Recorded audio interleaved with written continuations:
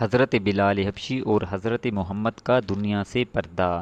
حضرت بلال شام چلے گئے اور وہیں بس گئے۔ ایک عرصہ کے بعد خواب میں نبی پاک کی زیارت ہوئی اور فرمایا، بلال ہمیں ملنا کیوں چھوڑ دیا؟ آنکھ کھلتے ہی مدینہ کے لیے روانہ ہو گئے۔ کئی دن کی مسافت کے بعد مدینہ منورہ پہنچے، مسجد میں حاضری دی اور روضہ رسول پر پہنچے، وہیں بے ہوش ہو کر گر پڑے۔ اہل مدینہ نے کہا، ایک بار وہی اذان سنا دیں، سرکار کے زمانے والی۔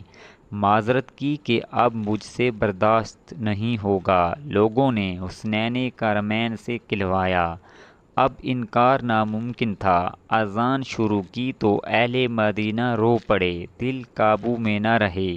پیارے آقا کا زمانہ تازہ ہو گیا۔ عورتیں بچے سب نکل آئے، غم سے نڈھال، بے قرار، ہچکیاں بند کیں جب کہا، اشہد ان لا الہ الا اللہ و اشہد ان محمد الرسول اللہ۔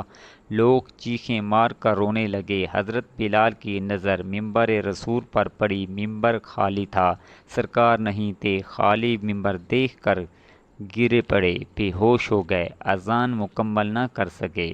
ہوش میں آئے تو اٹھے اور روتے ہوئے شام کی طرف روانہ ہو گئے۔ یا اللہ ایسی محبت نصیب فرما۔